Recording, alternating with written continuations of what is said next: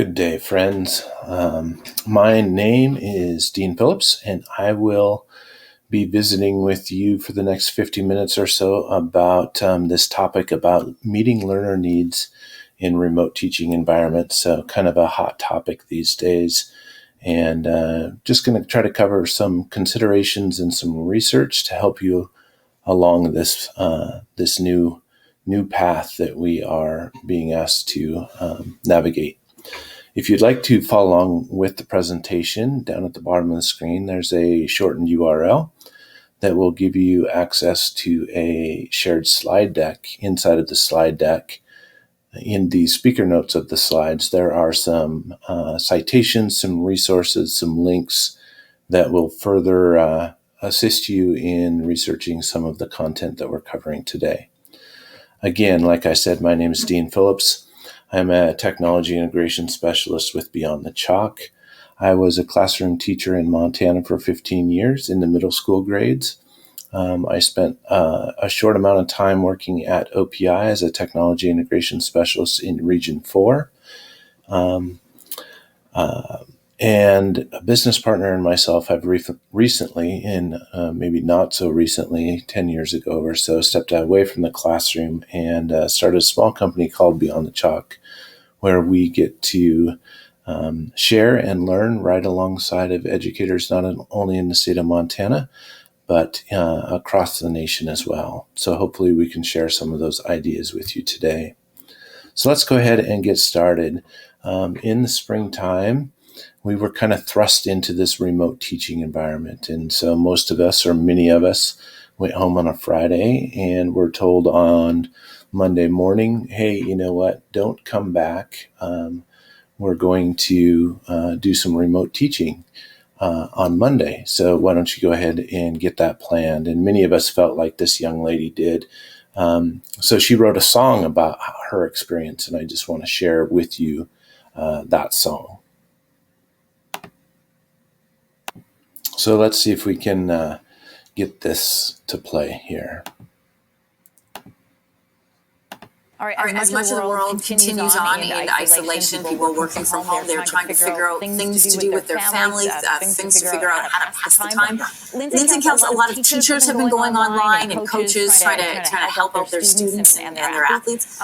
This one teacher in particular, music teacher, I thought was phenomenal. Not only did she pick up an instrument and decide to help out her students and spread some joy, but she wrote a song, and as inspiration, she was going to share what she's been going through and how it makes her feel while she's in isolation. Have a look. Hey, so as some of you guys might know, I'm a music teacher, and I found that one of the best ways that I can process the whole transition to online learning and teaching is to write a song. So I wrote a song. I'd like to share that with you guys now. Here we go.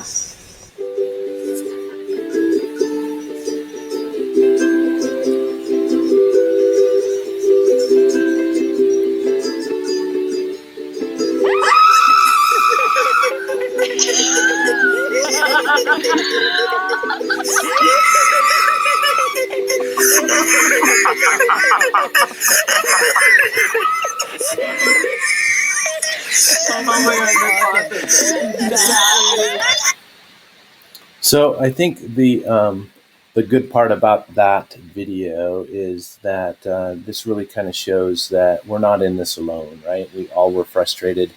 We all may have had some issues as we developed our skill set in that remote teaching. And sometimes it's good just to take a step back and look at the severity of it, of course, but also the humor of that and how teachers did such a wonderful job adjusting to such a difficult task in such a short amount of time. And so over the summer, hopefully you had some time to think about what the new school year might look like and to plan ahead and get some strategies and some ideas in line to help support that successful teaching. So today's goals, we're going to explore some strategies, again, to support that online teaching. We're going to talk about some of the importance of community norms and expectations.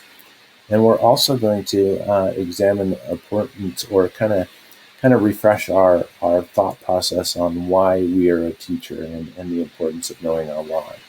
So we're just going to go ahead and move right into content. So this is research out of North Carolina State University. It talks about these 7 tenets of remote teaching and learning, including instructional time, the connection, the communication. What do we do with those standards now that our instructional time is affected?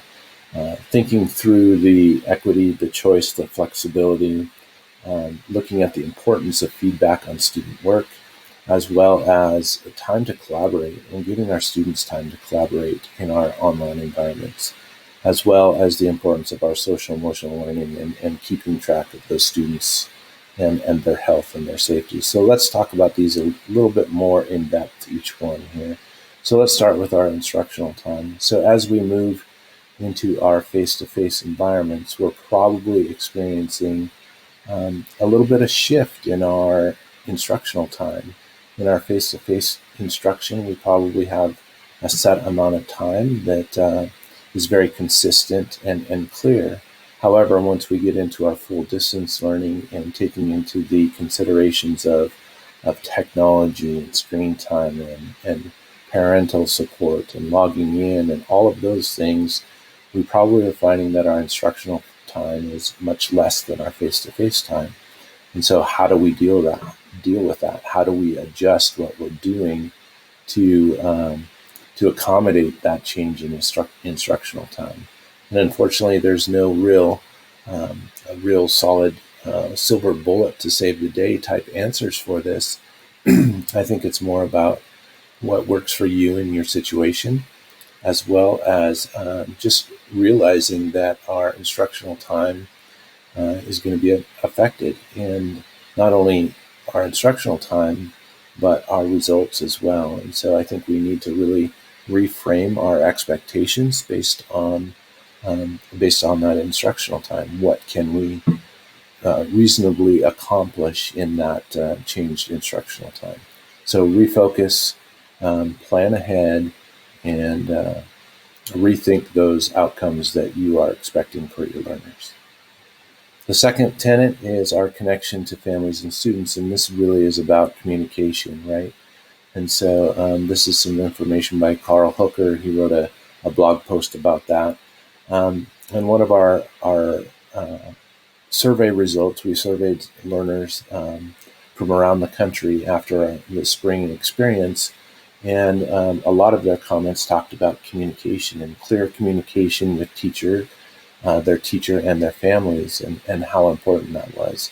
So think about picking a platform, either district-wide or school-wide, that you can be consistent in communicating with your communities, whether that's your student communities, parent communities, or even beyond. And so what does that look like? Maybe we're going to use email and phone calls or text messaging, whatever the case may be.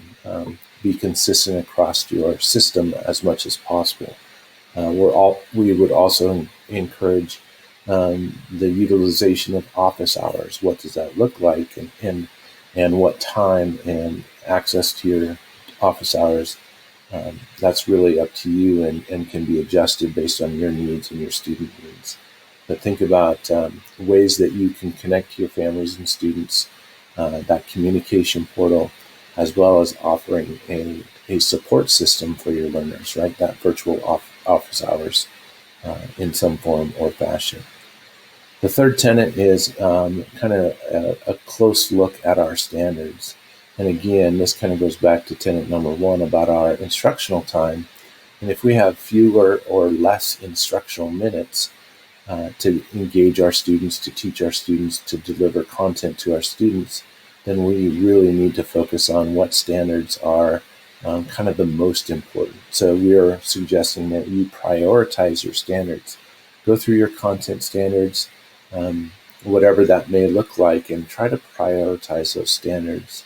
So we're not saying that our standards aren't important, but really think about how we can make a priority list of those standards and be sure that we address those priority standards before we spend time on some of those secondary standards that may be less important than those priority standards. So again, prioritize those standards, look through your content area standards and see if you can't make a priority list of those standards. So the fourth tenet is really about equity. And remember that equality and equity are not necessarily the same. So just providing the same tools, the same assignments, that's not really equity, right? That's more on the lines of equality. But equity comes into play when we say, all right, each individual has specific learning needs, and how can we meet those learning needs, provide opportunity, provide tools, provide skills, provide support that will make all of our learners successful. And that's really what equity talks about. So think about, sending home devices and devices with accommodations. If you're using printed packets, how are you going to provide support to those learners that's not necessarily the same to every learner? And then, of course, again, going back to devices, if we're asking our students to be online, how are we making sure that our support systems for that technology, maybe that connectivity, are we providing hotspots? Are we paying for service for some of those families who may need that? So really think through what equity looks like in your situation and for your schools. Again, equality and equity are a bit different, and I think it really is exaggerated in our online and mobile environments, mobile teaching environments. The fifth tenet is feedback and the importance of feedback. And so research shows that feedback is one of the really important spokes in the wheel of learning for our learners. And so in our remote environments, how are we providing feedback to our students? And it's not just feedback, but it's timely feedback and it's purposeful feedback, right? And so research says that in our school environments, feedback should occur within 48 hours of student work. Now, of course, more immediate feedback is more effective, but we need to provide feedback within that 48-hour window. And so what does feedback look like? Well, there are really two pieces of feedback. Does it offer an episode of learning for the student and the teacher? And does the student use the feedback to extend its learning opportunities, right? So does your feedback help the student reflect and learn deeper? Or is your feedback just a grade? And I would argue that a grade is not necessarily feedback, right? It's a result versus feedback. So again, use timely feedback, use purposeful feedback, and think of some of those digital tools that may help you provide feedback in a timely manner. Maybe it's comments in a Google document. Maybe it's a text message. Maybe it's a voice comment in Seesaw. Whatever the case is, be sure to be cognizant of the time frame on student feedback and be purposeful of your comments and what you provide to that learner as far as feedback. The next piece of this is collaboration. So in the spring, we probably, in our synchronous meetings, whether we use Google Meet or Zoom, or maybe we use Microsoft Teams, whatever the case was, we probably had the first 10 or 15 minutes of our meeting taken up by students who wanted to visit with their peers, share something that they had learned or that they had done or they had experienced. And as teachers, sometimes we feel that this is maybe not a necessary piece for our use of our time. And I would argue that it's very important, right? So not only is it important, but we should be deliberately creating spaces for our students to interact together. So what are some of those strategies that maybe we could use in a remote environment to encourage that student-to-student interaction? So here's just a quick list of that. We could do some group presentations, group projects.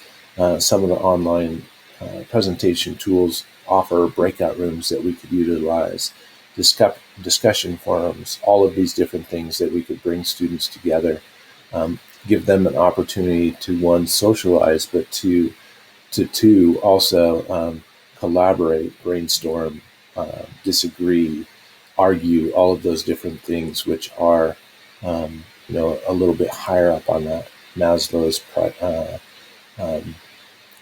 scale of learning.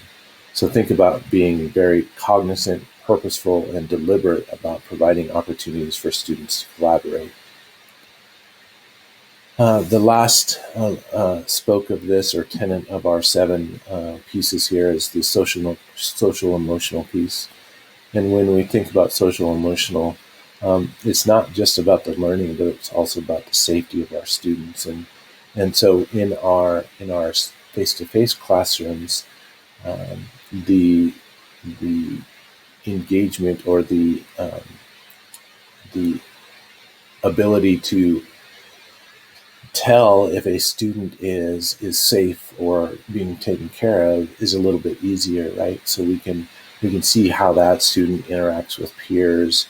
We can see how that student comes to school and how they eat and their behavior at lunchtime.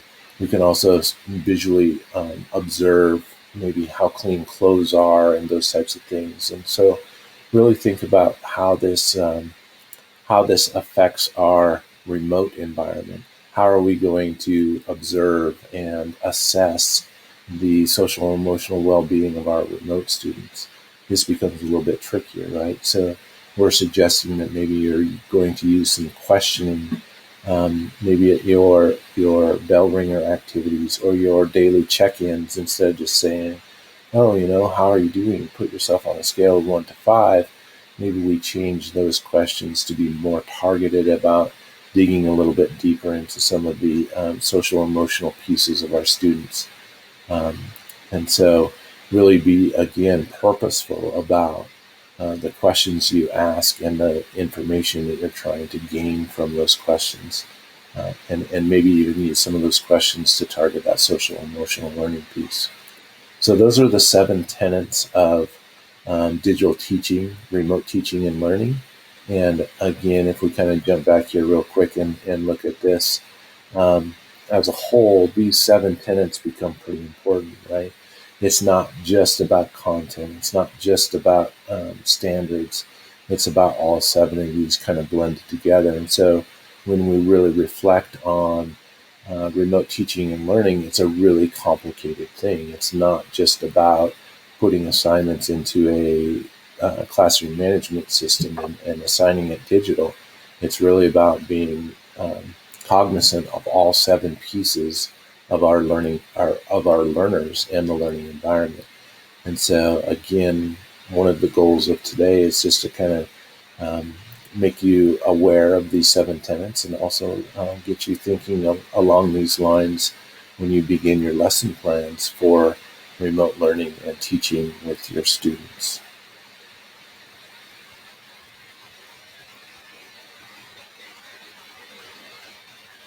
So in the book Differentiation in the Brain by David Sousa and Carol Ann Tomlinson, they talk about learning time and how long learners can stay focused. And so I'm going to give you a moment to think about this.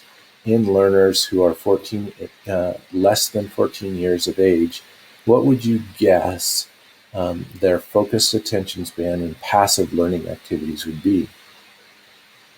I'm going to pause for you to think about that a little bit. Again, children less than 14 years of age, how long can they focus on passive learning activities? So research shows, according to Sousa and Tomlinson, that students younger than 14 can spend only 5 to 10 minutes of focused attention on passive learning. And so what does this mean? This research not only applies to our face-to-face classrooms, but also our remote environments. So what does this mean for us as educators? As educators, we really need to be aware that every 5 to 10 minutes, we need to be switching our modalities, right? So let's talk about students who are older than 14, all the way into adulthood. Again, not much better. High school students who are older than 14, even adults, can stay focused for 10 to 15 minutes on passive learning activities. So let's talk about those activities. What's a passive learning activity? Listening, reading, watching, those are all passive learning activities. And so if we reflect on what our practice is in our current practice in our classrooms, we may be doing passive activities, passive learning activities, or asking our students to do passive learning activities for much more than 10 or 15 minutes at a time. And if we are, maybe we need to rethink that strategy a little bit. Maybe we need to break up our modalities in our chunks of time that we have with our students, and change that up. So, what are some active learning opportunities? Well, anytime we switch from a passive to an active, we kind of reset that clock, right? So maybe we can do some instruction, where we lecture for 10 to 15 minutes and then we have a discussion. And remember, a discussion isn't just maybe a question to the group, but a discussion would have to engage all learners. So maybe we're using a classroom strategy such as a shoulder partner to turn and discuss. Maybe we listen for 10 to 15 minutes and then we have a time to reflect or apply what we learned. And then even if we listen for 10 or 15 minutes and then we're asked to read, again, we're switching our modalities. That helps us reset that timer of passive reading. And then we can come back and get 10 more minutes of content delivery, whether it's watching, listening, or reading from our instructor or our instructional period. So again, really think about breaking up your delivery of information into these 10-minute chunks in your classrooms, whether that's face-to-face or whether that's in our remote environments as well. So think about how that may affect your teaching strategies. So if we kind of reflect again on our classrooms, whether it's in our face-to-face or our remote, there really are three types of learning that are kind of taking place right now. That synchronous piece, where we're face-to-face all the time. Even that synchronous piece in a remote environment where we're using Zoom or Google Meet or Microsoft Teams or some other type of technology to help us meet in real time, meet face-to-face. The other piece is that asynchronous, and this happens again both in our face-to-face classrooms as well as our remote classrooms. Asynchronous can happen in our physical classrooms by giving them independent working time, right? Having them work together in groups, whatever the case is, where we're not together in a whole group, not synchronous with that whole group. And then that blended is kind of that combination of both, where I'm going to do a little bit of that synchronous, I'm going to do a little bit of that asynchronous, and I'm going to continue to kind of mold that and change that throughout the day. So that blended piece kind of incorporates both the face-to-face as well as the independent work time of the asynchronous environment. So what does that look like for our remote learners? Well, again, when we're doing our synchronous online, we're probably using something similar to Zoom or Google Meet. And one of the things that we really need to reflect upon is how are our students going to be successful using these platforms? Oftentimes last spring, maybe we were frustrated. Maybe our students didn't know how to log on. Maybe they couldn't find the link. Or maybe when they got in the meeting that their behavior wasn't where it needed to be, or it wasn't conducive to learning. So we're suggesting that we establish some norms, right? So what are some of those really important norms for you in a remote environment? Maybe it's the environment in which your learner is participating in. Are they laying in bed with their pajamas on, or are they seated at a table or a desk with their materials close by and ready to go? Again, these norms can be individualized based on your current situation, your current comfort level in the environment, lots of factors. Again, some of these norms that we're suggesting is checking with your teacher, have your materials, be on time, stay engaged, use the interactivity that's built into the tools, whether that's a thumbs up or having your video camera on and you're nodding and agreeing with your teacher or your classmates. Another norm that we would suggest is, hey, when you enter a Google Meet or a Zoom meeting, you enter with your microphone muted. That way we're not catching a bunch of background noises, the dogs barking in the background, the children crunching on cereal, whatever the case may be. So again, communicate and establish these norms that you want your students to follow as they partake in this online learning environment. It's probably a little bit new for you. It's probably somewhat new for them. And just like your physical face-to-face classrooms, you establish and set these guidelines and rules and norms for your face-to-face classroom for your students to be successful. You also need to do that in your remote or your online learning environments, so your students will be just as successful in those environments. So again, think through some of those norms that you want to communicate to your students, and hand them out and communicate to those, publish them for those students. All right. So another piece of online and remote teaching is teacher organization. And so some of the feedback, again, from the students that we visited with is that, our teachers that were organized and gave us an agenda, maybe a daily agenda or a weekly agenda, we were much more successful as learners. It was much easier for us to know, hey, this is what's expected for this day or this week, and this is how I need to budget my time. Those students who didn't have teachers who provided that organization and those agendas tended to struggle a little bit more because they didn't know what was due, or teachers posted things at the last moment, or changed assignments kind of on the fly. And so one of our suggestions is be as organized as possible and use either a daily agenda or a weekly agenda for your students. That will help them become successful. Remember, the actions we take are really for the success of our students. It's not for the ease for us as teachers, but it's the ease for our students, the ability for us to provide our students with all of the tools possible for them to be successful in the remote environment. And that may mean that we have to write our directions more precisely than we have before in our remote learning environments, right? In our Google Classroom or our Seesaw or whatever other LMS that we may be using. We may have to have explicit directions, step-by-step directions. We need to model that and show our students where to click to get resources, to view resources, or even to turn in assignments, especially in Google Classroom. Again, creating these video resources or text-based resources that model exactly what we want our students to do is really an important tool in our remote learning environments.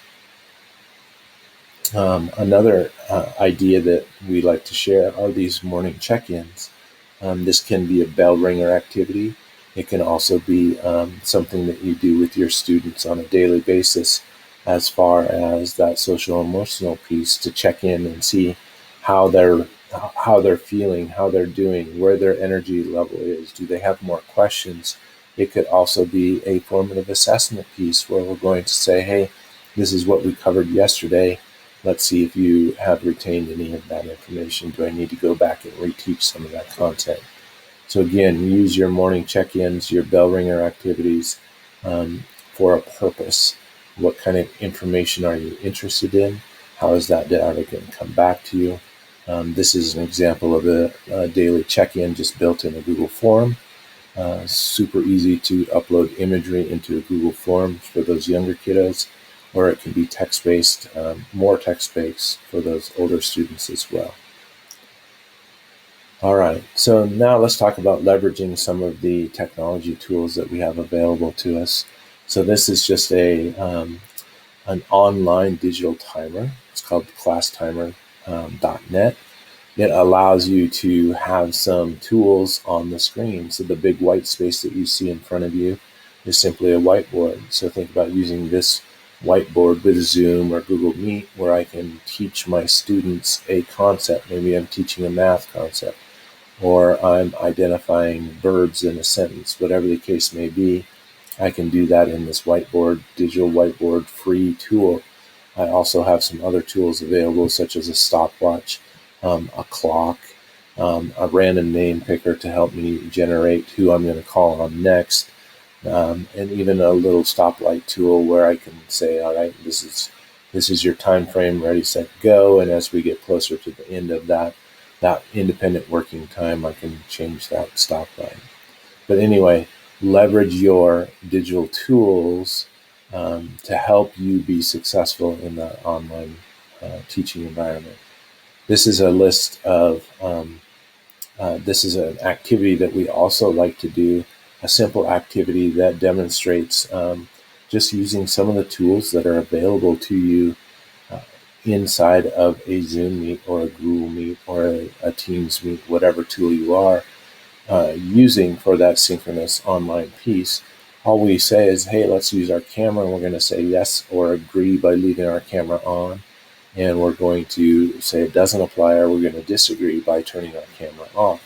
So here's a quick example. We're going to ask you to leave your camera on if the statement applies to you. Turn your camera off if the statement doesn't apply to you.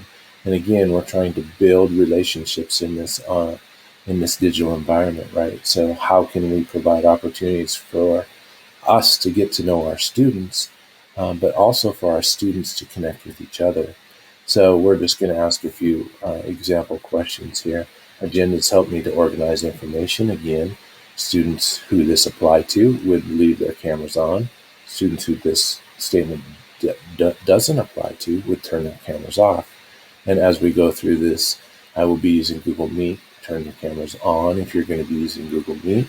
Turn them off if you're going to be using some other tool. Another example, I drink coffee, right? Kind of gives you a spotlight into the personality or the life of that person. And then the last one, I always wanted to be an educator. So you can turn your camera on and off depending on whether you agree with the statement or disagree with the statement. Again, just leveraging some of the tools available to us in those platforms that we're currently already using for our remote teaching. The next slide shows a suggestion. Many of us are going to be using a slide deck. This is a great example where we're going to be sharing information synchronously online remotely via a slide deck. This could also happen asynchronously, but we're suggesting that you use some norms in your presentation as well. So when you see a bubble, a speech bubble, that tells your viewers that, hey, I want you to respond in the chat window to the prompt or the question. When you see the symbol with the three bobbing heads in the microphone, this is where it's your chance to jump on the microphone and give your response using that microphone. And the third one is that thumbs up piece where, hey, if you see the thumbs up, respond using the reactions that are available in both Google Meet and Zoom and Teams. Give me a thumbs up or a thumbs down or a yes or a no. So again, setting these norms, modeling these norms, using these strategies in your online teaching environments to help you become successful and to help you engage your online learners so they're not just sitting and getting content for 50 minutes at a time. So again, trying to use that brain research, trying to establish some norms and some strategies in our delivery of content in our remote teaching environments.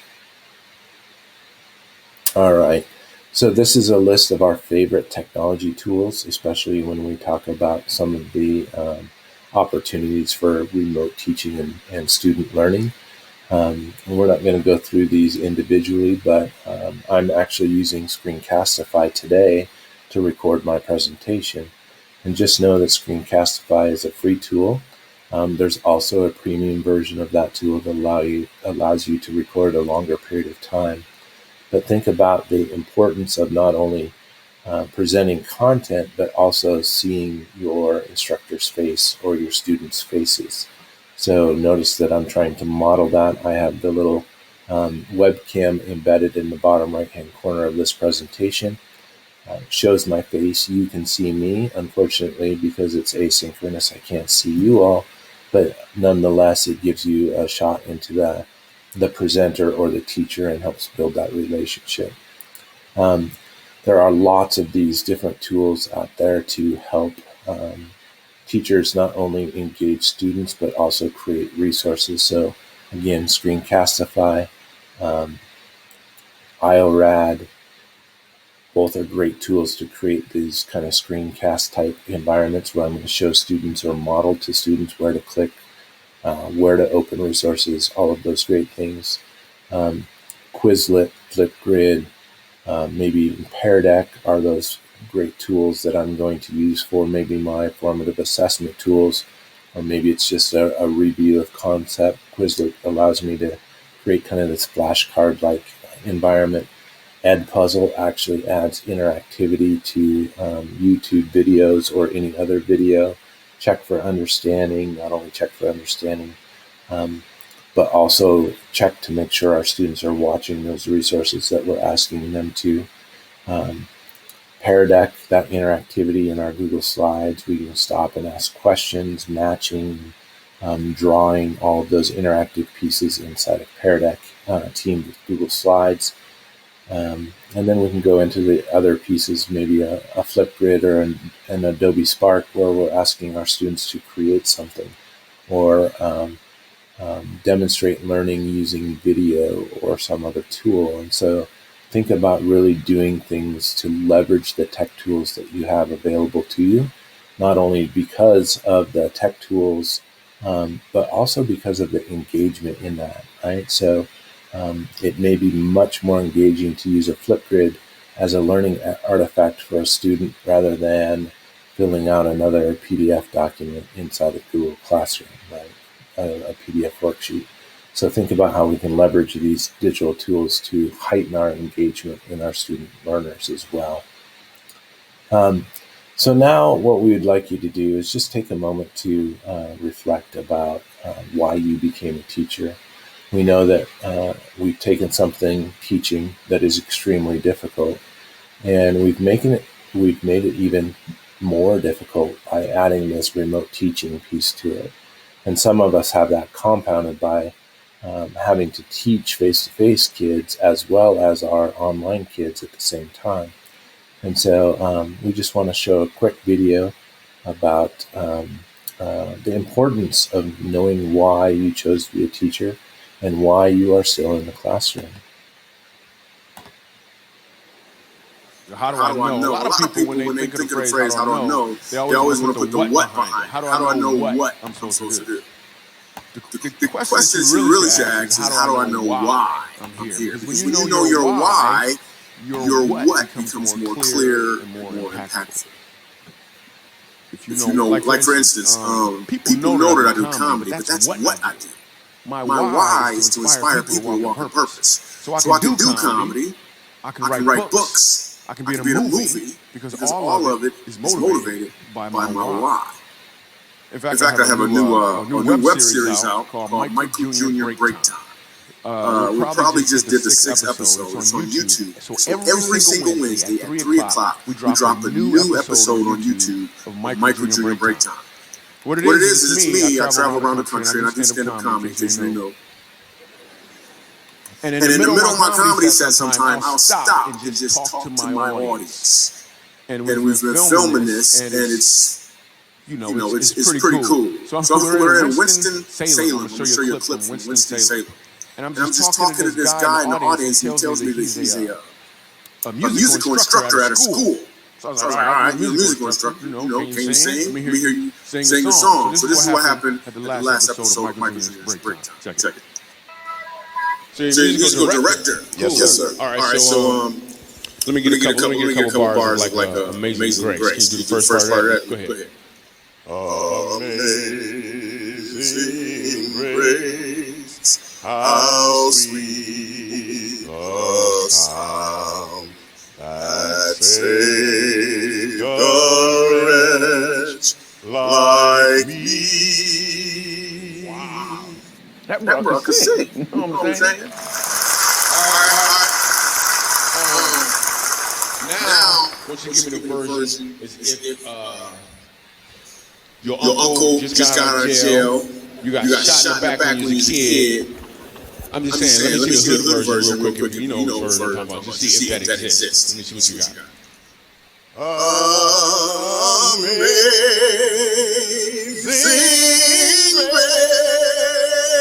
grace, how sweet the sound that saved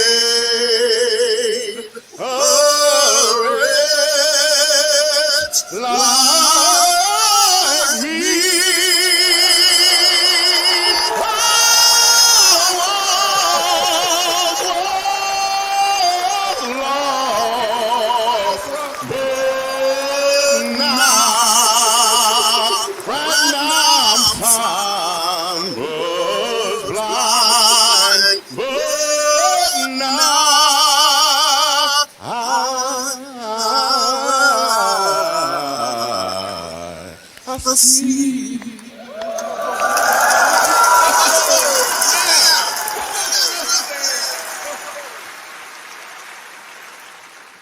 Okay.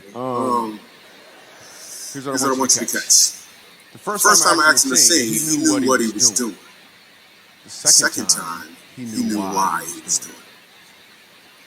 When you know your why, your what becomes more impactful because you're walking towards or in your purpose. So, we just wanted to take this time to have you reflect on your why. Why are you a teacher? What is your purpose, right? And if you know your purpose, if you know your why, then your what becomes more impactful. And so as teachers, we're really good about knowing our what. We're really good about knowing how. We know what to teach. We know how to teach. But sometimes we forget why we became a teacher. And this is a really good time in our careers to kind of reflect on why we became a teacher and really bring that to the forefront. So as we kind of review here, most of us are probably in some type of a hybrid learning situation, whether that's completely remote, whether it's completely in person, or whether we have some of our student population who is remote and we're in person primarily. And so just a couple of things to think about as we wrap up. This is from Education Week. So just 5 real quick points here. Provide the same resources and assignments to student learning. We talked about that equity piece. Not only provide the same opportunity, but provide opportunities that are tailored to learners, right? So make sure it's an equitable opportunity for all learners. Be deliberate about giving students constructive feedback. We talked about that feedback loop. We talked about using digital tools to help with that feedback. And we talked about the time constraints of that feedback. And so really think about how feedback can be an important piece of that learning wheel. We talked about the pacing and the instructional time. And so again, when we're in person, that pacing may be able to be a little bit quicker than when we're remote. And think about being able to prioritize those standards to help with that pacing. The next piece is the strategies, right? So think about some of those strategies, those norms that we have to set to ensure that our students have success, whether it's in our remote environment, whether it's in our face-to-face environments, or maybe it's even anticipating either going remote or returning to in-person. Set those norms so our students have the utmost chance in being successful. And then we talked about that's SEL piece, the social emotional.